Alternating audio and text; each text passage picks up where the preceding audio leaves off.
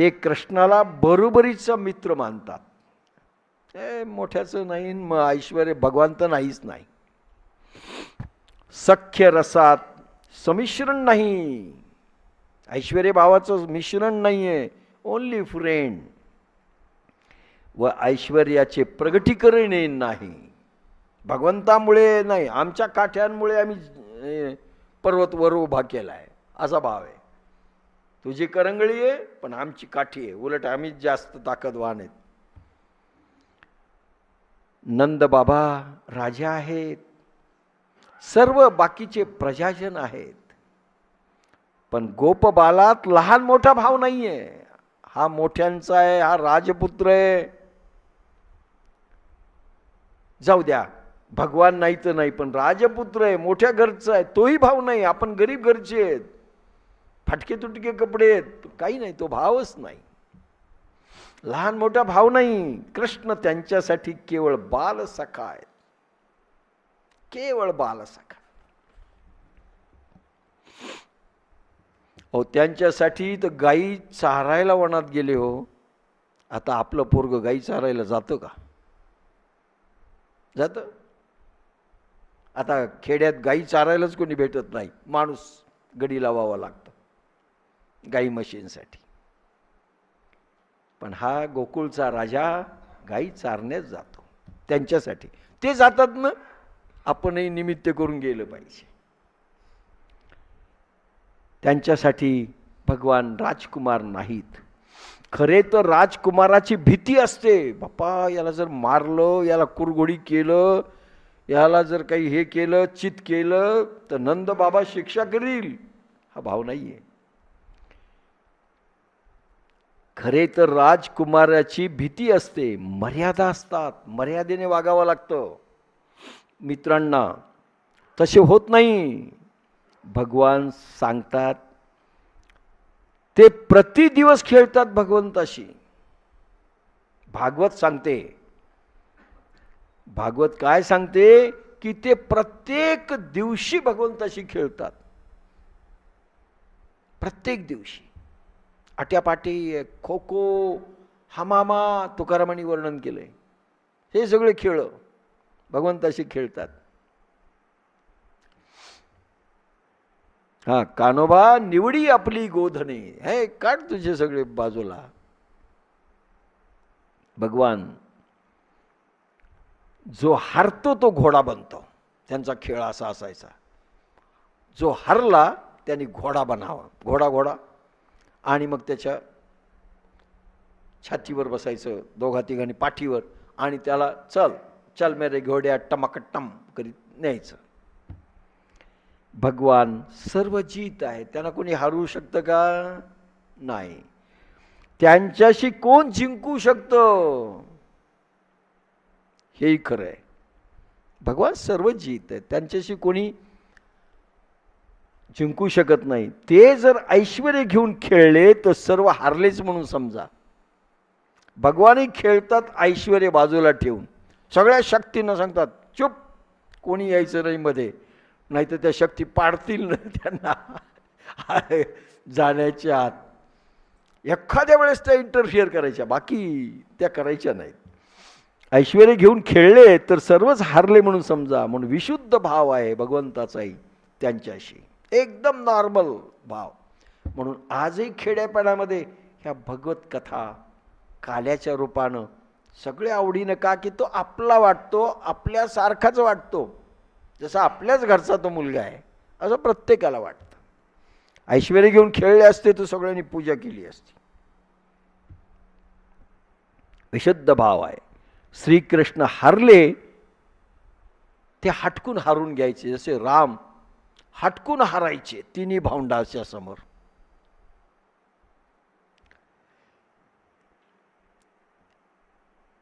श्रीकृष्ण हारले की श्रीदाम म्हणतो बन घोडा. श्रीदाम नावाचा त्यांचा मित्र म्हणायचा आहे, ए कृष्णा घोडा बन. तो घोडा बनला व खांद्यावर घेऊन त्याला भांडारवनापर्यंत नेले. एक भांडारा वन आहे, काही किलोमीटर असेल. दोघं तिघं याच्यावर बसले असतील आणि चल घोडा घोडा करत त्या भांडारवनापर्यंत नेलं. राजदे जसे गोट्या खेळताना ते खुरडायचं असतं ना, तसं हे राज आहे. काय काय भाग्य आहे त्या लोकांचं. विश्वपती, अरे ब्रह्मदेवाला स्पर्श शक्य नाही. ब्रह्मदेव देखील म्हणतो, म्हणजे काला ज्यावेळेस यमुनेवर चालला त्यावेळेस सगळ्या देवानी कृष्णाने पाहिलं की विमानाची खूप दाटी झालेली आहे आणि हे येतील कुठल्या तरी रूपात. आधी कुठल्या रूपात, वरून असं संकेत होता की ब्रह्मदेव वगैरे की आपण मासे होऊन जाऊ जळामध्ये, यमुनेमध्ये हात धुवायला ते येतील. त्यांचं हाताचं उष्ट गोपबालांचं आणि कृष्णाचं आपल्याला मिळेल.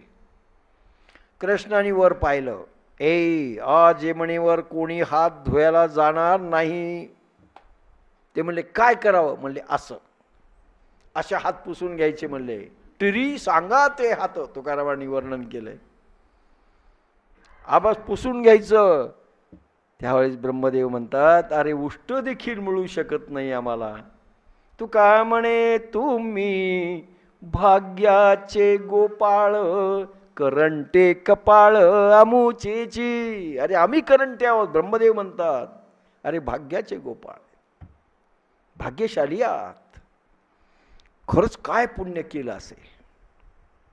श्रीकृष्ण हरले की श्रीदाम म्हणतो बन घोडा. घोडा बनला, खांद्यावर घेऊन त्याला भांडारवनापर्यंत नेले. हा विशुद्ध सख्य भाव आहे. श्रीकृष्णाला नवनवीन खेळ खेळण्याची इच्छा होते. संशोधन कृष्णाचं असायचं, नवनवीन खेळ खेळायचे. बालकामध्ये सख्य भावाचे जागरण करण्याकरिता भावोद्दीपन होणे जरुरी आहे, लक्षात घ्या. श्रीकृष्ण याच्यासाठी त्यांच्याशी ऐश्वर्यरहित खेळ खेळत होते की त्यांच्यामध्ये सख्य भावाचं रसाचं उद्दीपन झालं पाहिजे. लक्षात घ्या, भगवंताचा प्रत्येक क्षण, प्रत्येक कृती आणि प्रत्येक कर्म भक्तिरस उत्पन्न करण्याचा आहे. लक्षात घ्या, प्रत्येक कर्म त्या ढंगाने सांगितलेच जात नाही. भागवतानी सगळं कुठल्याही कथा माहिती नाही. भावोद्दीपन करायचंय. अरे ज्यांनी करोडो लाखो वर्ष तपश्चर्या केली, हजारो वर्ष त्या गोपबालानी आणि ऋषी बनलेत गोपबाल, त्यांना दिलं पाहिजे ना भक्तीचं वैभव. याच्याकरता त्यांचं दबलेलं भाव उद्दीपित केला पाहिजे. म्हणून भगवंता अवतार आहे, ऋषींच्या उद्धारासाठी आणि भक्ती मिळण्यासाठी. जे ज्ञानयोगी होते पूर्वी, सख्य अरे कुठल्या ऋषीला प्रगट झाले असतील सगुण दर्शन तर फक्त असा हात केला आणि गेले. अरे 11 वर्ष सहवासात. का ब्रह्मदेव म्हणणार नाही? ब्रह्मदेवाला दिसतही नाहीत. तू का म्हणे तुम्ही भाग्याचे गोपाळ. ब्रह्मदेव म्हणतात भाग्याचे गोपाळ. भावोद्दीपन होते, जरुरी आहे. त्याशिवाय रस आस्वादन शक्यच नाही. भाव उद्दीपित झाले पाहिजे. आणि भागवत कथा याच्यासाठी, कथा कीर्तन कुठलेही ऐकायचे भावोद्दीपन होण्यासाठी. लक्षात घ्या, होतात का? नाही. झोपीत ऐकणे, फुरसदीनं ऐकणे आणि लगेच सोडून देणे, कुठले भावोद्दीपन आहे? काही नाही. हे भावोद्दीपनसाठी आहे, जरुरी आहे. गोपिकांमध्ये किती प्रचंड भाव उत्पन्न केले, इतक्या लीला केल्या. भगवंताच्या लीला हे भक्ती रसांचे भाव जे दिव्य आहेत गोलोकातले, ते निर्माण होण्याकरिता आहेत. अरे लक्ष्मीला राग येतो हो, पार्वती मातेला राग येतो, ब्रह्मलोकापर्यंत राग आहे, लहरी आहेत, पण गोलोकात नाहीत. आणि गोलोकाचं एक झिरॉक्स कॉपी म्हणजे वृंदावन निर्माण केलंय भगवंताने. ऑल झिरॉक्स कॉपी पूर्ण. भावोद्दीपन जरुरी आहे सख्य भावाचे, म्हणून भगवान असं त्यांना खेळवतात, स्पर्श करतात आणि त्यांच्या आनंदाला उधाण आणतात आणि एक सख्य भावाचा रस होतात. चोऱ्यामधून काय केलं, कोणामधून काय केलं, सगळं सांगितलं गेलं पाहिजे. काही सांगितलं जात नाही म्हणून श्रोते फक्त ऐकतात आणि झोपतात, काही नाही. त्याशिवाय रस आस्वादन शक्य नाही. सख्य भावात बराबरीचा दावा आहे. म्हणजे मला मोठं समजू नका, मी बरोबरीच आहे असं समजा. पुढे मात्र मथुरेला गेले की ऐश्वर्य भावात उतरले, तोपर्यंत नाही. गोकुळात बिलकुल ऐश्वर्य नाही. सख्य भावात बरोबरीचा दावा आहे. Equality before the law. आमच्या कॉन्स्टिट्यूशनमध्ये वाक्य आहे ना, equality before the law and equal protection of the law within the territory of India. सगळेजण समान, equality of the law, equal protection, प्रत्येकाला संरक्षणाचा अधिकार. ते गोकुळात सख्य भावात निर्माण झाला. सगळे इक्वल, कोणी मोठा नाही, कोणी लहान नाही. आम्ही टुकार, तुम्ही पण टुकार. आम्ही असे, तुम्ही पण तसे. असं सख्य भावात बरोबरीचा दावा आहे. त्यांनी त्याला मोठे पूजनीय समजलेच नाही, की पूजनीय, वंदनीय, माननीय असं काही समजले नाही. गोपबाल श्रीकृष्ण दोस्त आहे, भक्त. तो थकला असेल म्हणून त्याचे पाय दाबतात. भगवान जर हटकून थकायचे, सेवा घेतली पाहिजे ना. लक्षात घ्या, सख्य भावातही काही सेवाभाव कसा उत्पन्न. भगवान थकलो रे आता, आणि ते थकायचे नाही. हा तू थकला, चल पाय दाबायचे ते त्याचे दोस्त म्हणून. त्याचे पाय दाबतात. कधी आपल्या मांडीवर त्याला झोपवतात. भागवतमध्ये फार सुंदर कथा आहे. एकदा कृष्ण इतके थकले की त्याचे पाय दाबतायत. नाही रे तू जागा हो, अरे किती मजा येईल खेळात. आणि त्याला शेवटी नाही, मी थकलो, इतका थकलो की घोरायला लागले की ते मांडीवर घेतात त्याला आणि मांडीवर झोपवतात. किती भाग्य आहे, मांडीवर झोपवतात ते गोपबाल. उठल्यावर याला येऊ द्या, थकला. आपल्या मांडीवर त्याला झोपवतात व हवा घालतात. आपला फॅन नाही आहे तिथं, म्हणून आपलं काय झाडाच्या पत्रावळी, काय पुष्पपत्र, काय कशाने हवा घालायच्या, त्याला हवा घालायची. मोठ्या झाडाच्या पानाने हवा घालतात. मोठ्या झाडाचं पान काढायचं, त्याची हवा घालायची आणि हा हटकून झोपायचा शांत. त्यांचे भाव कसे होतात पाहायला. भगवान प्रत्येक भाव टेस्ट करतात. प्रत्येक लीला भाव टेस्ट, काय निर्माण झालंय, काय व्हायचंय आणि काय घसरलंय, हे सगळं भगवान टेस्ट करतात. त्याशिवाय भक्ती देऊ शकत नाहीत भगवान. सेवा करतात, कारण सेवा आणि समर्पण पाहिजे त्यांचं. त्यांच्याजवळ समर्पण काय, लोणी आणलं, घरचं काही आणलं, हे समर्पण. ही योग मायाची लीला आहे. सेवा करतात म्हणून सख्य भावाचा रस विकास होत नाही. ही योग मायाची लीला आहे. योग माया ही लीला करते, त्यांना सेवा करायला लावते, त्यांना सगळं करायला लावते. एके दिवशी कृष्ण वनात गायी चारण्यास गेले. रोज जात होते, कारण घरात सगळ्या गोकुळात सगळ्या शिकायत येत होती म्हणून यशोदा त्रासली. जा दोघेही चारायला गोधन, व त्याला जांभया येऊ लागल्या. कृष्णाला जांभया येऊ लागल्या. झोपेची लक्षणे दिसू लागली. ते म्हणाले, काना झोप येते का? प्रत्येकजण. कारण खेळायचं तर गेलो कोणीकडे आणि झोप येऊ लागली, जसं आपल्याला येते काही लोकांना. झोप येते का?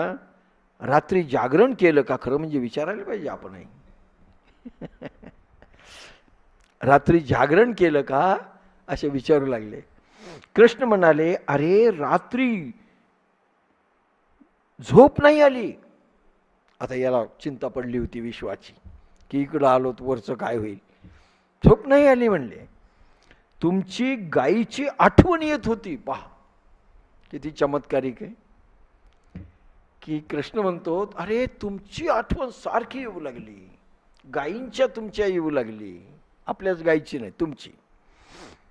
खेळ आठवत होते, रोज खेळतो ना तुमच्याशी, सारखं आठवत होतं कधी येईल दुसरा दिवस, कधी जाऊ खेळायला, कधी आपण यांना भेटू. तुमचं प्रेम इतकं उफाळून येत होतं, आठवण येत होती तुमच्या प्रेमाची. भगवान रस कसा उद्दीपित करतात पहा. हो मला झोप येत होती असं नाही, टाग्यासारखे बोलले नाही. काय कुठले विचार? तुमच्याच आठवणी, तुमचे खेळ आठवत होते, तुमचा स्पर्श आठवत होता, तुमचं गोधन आठवत होतं, तुमचं प्रेम आठवत होतं. आणि म्हणून झोपच नाही आली रे. शेवटी ते म्हणाले, तू झोप, आम्ही गोधने राखतो. असं म्हणल्यानंतर काय म्हणतील गोपाल सांगा? तुमचीच आठवणीत मी सगळी रात्र काढली म्हणल्यानंतर बसावं लागेल की नाही सगळ्याला. तर ते म्हणले, तू झोप, आम्ही तुझी गोधने चारतो, तुझी ज्या गायी आहेत ना आम्ही चारतो, तू झोप. एकांत दिसेना. बरं कुठे झोपू म्हणले कृष्ण? सर्व दूर गोधने व गोपबाल आहेत. कुठे पाहिलं तर गाई, हजारो गाई, शेकडो गाई. आपल्यासारखं 4 गाई, 5 गाई, 2 गाई, 3 भाकड, 2 दुधाच्या असं नाही. तिकडं गोधनच सगळं ते होतं. गोपबाल आहे, सगळीकडे गोधन दिसतंय, गोपबाल आहे. आणि वृंदावन आणि गोकुळातल्या गायी फार चांगल्या आहेत बरं का, आपल्यासारख्या नाही. इतक्या वीक की चाराही खाऊ शकत नाही आपल्याकडल्या. शेवटी कृष्णाने कदंब वृक्षाच्या मोठ्या फांदीवर विश्राम घेण्याचे ठरवले. खाली नाही, खाली समजा एखादी गाय आली तुडवलं आपल्याला, एखाद्या खेळाचा चेंडू लागला, म्हणून झाडावर कदंब वृक्षाच्या जाऊन एक फांटी होती, 2 फांट्या असतील, त्याच्यावर झोपायचं ठरवलं. कदंब वृक्षाच्या मोठ्या फांदीवर विश्राम घेण्याचे ठरवले. ते गेले व ठरले की झोप संपली की खाली येतो असं म्हणाले सगळ्याला. हे बा थोडं झोपतो वर जाऊन आणि मग खाली येतो. श्रीकृष्ण झोपले. त्यांची झोप काही खरी नव्हती, म्हणजे दिसायला झोपले पण खरी नव्हती. ते झोपेच्या अधीन गेलेच नव्हते. पण बराच वेळानंतर कानाचा सहवास नसणे ही गोष्ट गोपबालांना असह्य झाली. हे विशेष आहे. प्रभू प्रत्येक याच्या टेस्ट घेतात. म्हणून सांगतो ना, हा मेवा जर मिळायचा असेल ना, फार टेस्टिंग आहे इथे. त्या गोपबालाची टेस्टिंग सुरू झाली की आपण झोपलं तर जाऊ द्या, झोपलं जाऊ द्या, आठवण नाही. ते म्हणतात तुमची आठवण होती ती आता किती 1 तासही झाला नसेल झोपायला, गेल्यावर झोपायला की यांना ते कर्मेच ना. सहवास नसणे, कानांचा सहवास नसणे थोडा वेळ, ही गोष्ट गोपबालांना असह्य झाली. कोणाबरोबर खेळावे, कसा आनंद घ्यावा. बरं बाकीचे होते ना खेळायला, पण कानाबरोबर खेळण्यात जो त्यांना आनंद येत होता तो इतराबरोबर आपसात खेळण्यात येईच ना. म्हणून कोणाबरोबर खेळावे, कसा आनंद घ्यावा, मनोरंजन कसे करावे,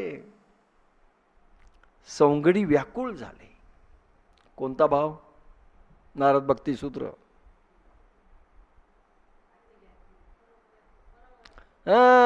परम व्याकुळता. जीवना वेगळी मासोळी, तैसा तुका तळमळी. व्याकुळ झाले, व्याकुळ व्हावं लागतं परमेश्वरासाठी. आपण